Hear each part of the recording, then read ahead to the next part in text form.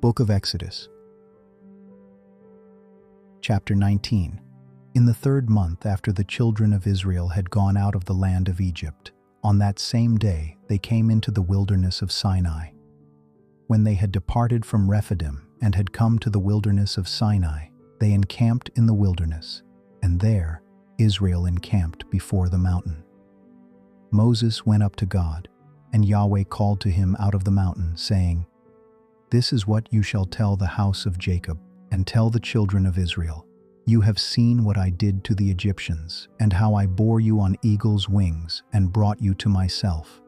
Now therefore, if you will indeed obey my voice and keep my covenant, then you shall be my own possession from among all peoples. For all the earth is mine, and you shall be to me a kingdom of priests and a holy nation. These are the words which you shall speak to the children of Israel." Moses came and called for the elders of the people and set before them all these words which Yahweh commanded him. All the people answered together and said, "All that Yahweh has spoken, we will do." Moses reported the words of the people to Yahweh. Yahweh said to Moses, "Behold, I come to you in a thick cloud, that the people may hear when I speak with you, and may also believe you forever." Moses told the words of the people to Yahweh. Yahweh said to Moses, "Go to the people and sanctify them today and tomorrow, and let them wash their garments and be ready for the 3rd day. For on the 3rd day Yahweh will come down in the sight of all the people on Mount Sinai. You shall set bounds to the people all around, saying, 'Be careful that you don't go up onto the mountain or touch its border. Whoever touches the mountain shall be surely put to death. No hand shall touch him, but he shall surely be stoned or shot through. Whether it is animal or man, he shall not live. When the trumpet sounds long, they shall come up to the mountain.'" Moses went down from the mountain to the people and sanctified the people, and they washed their clothes. He said to the people, "Be ready by the 3rd day. Don't have sexual relations with a woman." On the 3rd day, when it was morning, there were thunders and lightnings, and a thick cloud on the mountain, and the sound of an exceedingly loud trumpet, and all the people who were in the camp trembled. Moses led the people out of the camp to meet God, and they stood at the lower part of the mountain. All of Mount Sinai smoked, because Yahweh descended on it in fire, and its smoke ascended like the smoke of a furnace, and the whole mountain quaked greatly. When the sound of the trumpet grew louder and louder, Moses spoke, and God answered him by a voice. Yahweh came down on Mount Sinai, to the top of the mountain. Yahweh called Moses to the top of the mountain, and Moses went up. Yahweh said to Moses, "Go down, warn the people, lest they break through to Yahweh to gaze, and many of them perish. Let the priests also, who come near to Yahweh, sanctify themselves, lest Yahweh break out on them." Moses said to Yahweh, "The people can't come up to Mount Sinai, for you warned us, saying, 'Set bounds around the mountain and sanctify it.'" Yahweh said to him, "Go down, you shall bring Aaron up with you, but don't let the priests and the people break through to come up to Yahweh, lest he break out against them." So Moses went down to the people and told them.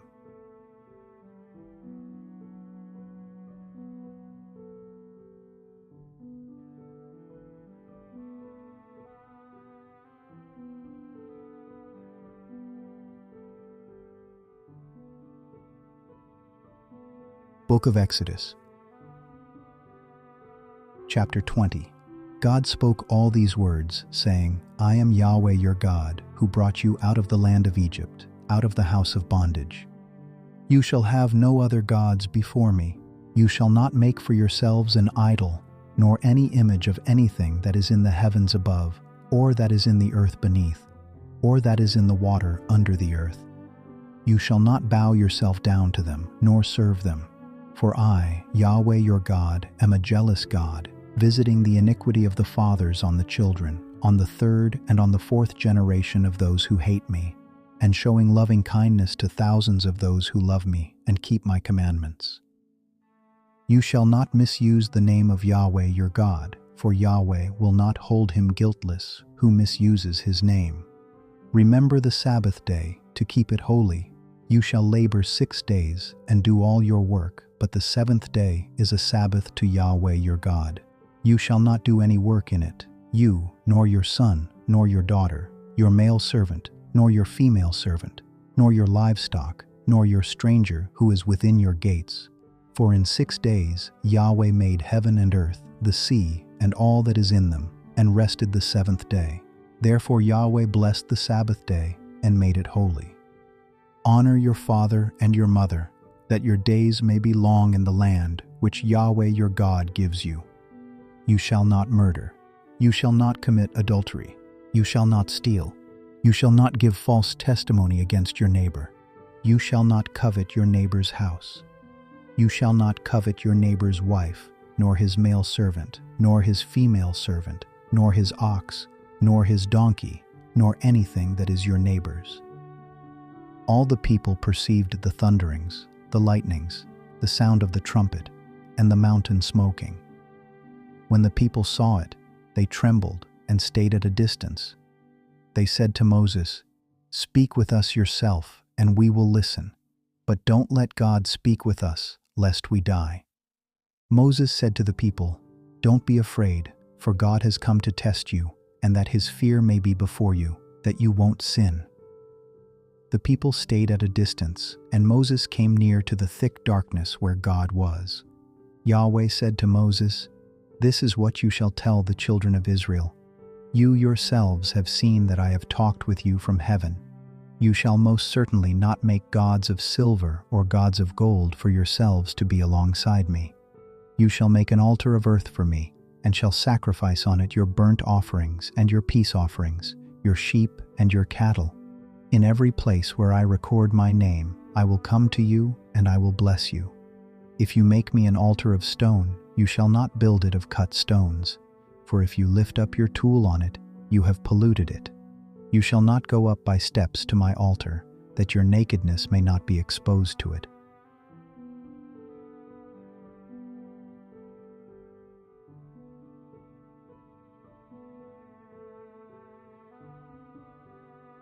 Book of Exodus, Chapter 21. Now these are the ordinances which you shall set before them. If you buy a Hebrew servant, he shall serve 6 years, and in the 7th he shall go out free without paying anything.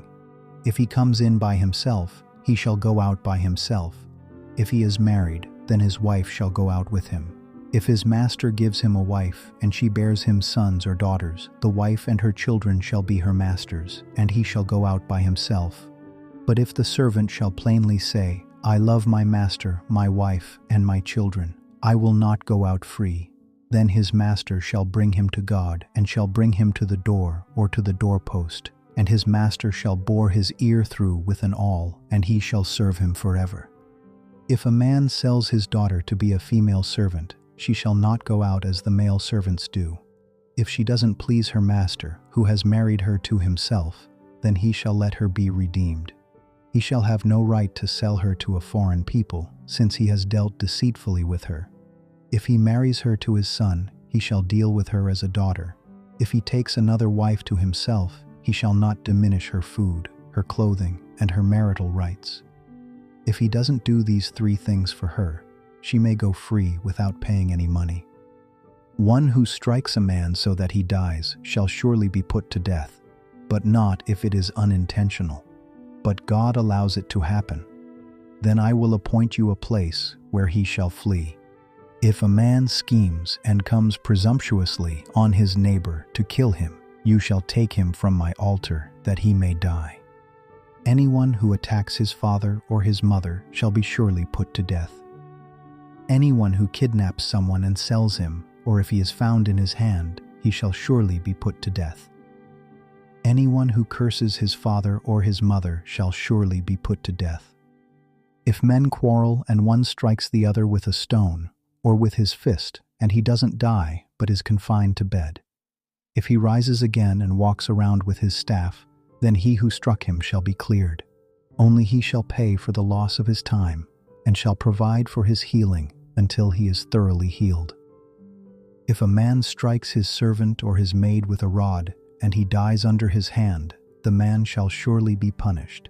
Notwithstanding, if his servant gets up after a day or two, he shall not be punished, for the servant is his property. If men fight and hurt a pregnant woman so that she gives birth prematurely, and yet no harm follows, he shall be surely fined as much as the woman's husband demands and the judges allow. But if any harm follows, then you must take life for life, eye for eye, tooth for tooth, hand for hand, foot for foot, burning for burning, wound for wound, and bruise for bruise. If a man strikes his servant's eye, or his maid's eye, and destroys it, he shall let him go free for his eye's sake. If he strikes out his male servant's tooth, or his female servant's tooth, he shall let the servant go free for his tooth's sake. If a bull gores a man or a woman to death, the bull shall surely be stoned, and its meat shall not be eaten, but the owner of the bull shall not be held responsible. But if the bull had a habit of goring in the past, and this has been testified to its owner, and he has not kept it in, but it has killed a man or a woman, the bull shall be stoned, and its owner shall also be put to death. If a ransom is imposed on him, then he shall give for the redemption of his life whatever is imposed, whether it has gored a son or has gored a daughter. According to this judgment it shall be done to him.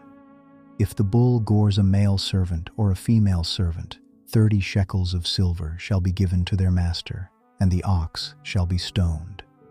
If a man opens a pit, or if a man digs a pit and doesn't cover it, and a bull or a donkey falls into it, the owner of the pit shall make it good. He shall give money to its owner, and the dead animal shall be his. If one man's bull injures another's so that it dies, then they shall sell the live bull and divide its price, and they shall also divide the dead animal. Or if it is known that the bull was in the habit of goring in the past, and its owner has not kept it in, he shall surely pay bull for bull, and the dead animal shall be his own.